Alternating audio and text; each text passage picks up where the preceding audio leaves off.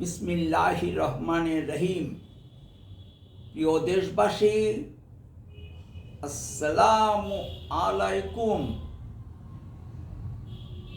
ইতালির সংবিধানের ৭৫ অনুচ্ছেদ জনমত সংগ্রহ ও অ্যাব্রোগেটিভ রেফারেন্ডাম সংক্রান্ত। ইতালির জনগণ কোনো আইন বা আইনের অংশবিশেষ বাতিলের জন্যে গণভোট চাইতে পারে, তবে কর, বাজেট, সাধারণ ক্ষমা, দণ্ড লঘূকরণ ও আন্তর্জাতিক চুক্তি বাস্তবায়নের ক্ষেত্রে গণভোট চাইতে পারে না।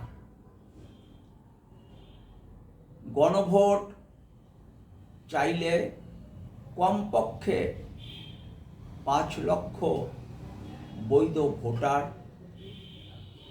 বা ৫টি আঞ্চলিক পরিষদকে ইতালির সুপ্রিম কোর্ট অফ ক্যাসেশনের কেন্দ্রীয় গণভোট অফিসে যথাযথ নিয়মে আবেদন করতে হয়। ৩১ অক্টোবরের মধ্যে কেন্দ্রীয় গণভোট অফিস যথাযথ নিয়মে আবেদন করা হয়েছে কিনা এবং স্বাক্ষর বৈধ কিনা তা যাচাই বাছাই করে দেখে। যদি যথাযথ নিয়মে আবেদন করা হয় এবং স্বাক্ষর বৈধ হয়, তাহলে কেন্দ্রীয় গণভোট অফিস তা ইতালির সাংবিধানিক আদালত কর্তে কস্টিটিউজনালে প্রেরণ করে। ১০ ফেব্রুয়ারির মধ্যে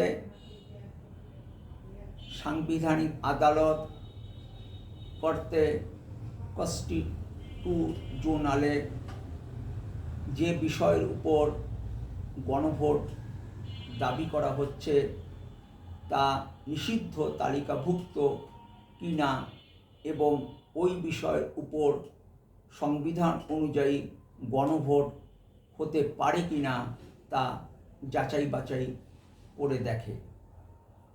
যদি বিষয়টি নিষিদ্ধ তালিকাভুক্ত না হয় এবং ওই বিষয়ে সংবিধান অনুযায়ী গণভোট অনুষ্ঠান করা যায়, তাহলে ইতালির সাংবিধানিক আদালত কর্তে কস্টিটিউজনালে তা প্রেসিডেন্টের কাছে প্রেরণ করে। প্রেসিডেন্ট পরবর্তী ১৭ এপ্রিল থেকে ১৫ জুনের মধ্যে যে কোনো রবিবার গণভোট আয়োজনের ব্যবস্থা করতে পারে। গণভোট সফল হতে হলে সংখ্যাগরিষ্ঠ বৈধ ভোটারের উপস্থিতি এবং প্রদত্ত বৈধ ভোটের সংখ্যাগরিষ্ঠ বাতিলের পক্ষে বা হ্যাঁ ভোটের পক্ষে হতে হবে। ইতালিতে এ পর্যন্ত ৭০ বার পপুলার রেফারেন্ডাম অনুষ্ঠিত হয়েছে।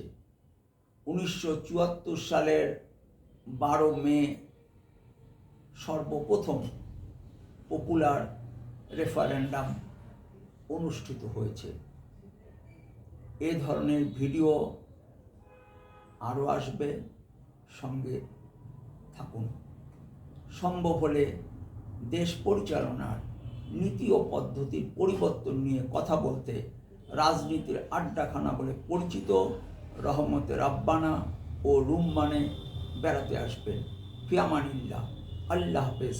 বাংলাদেশ জিন্দাবাদ।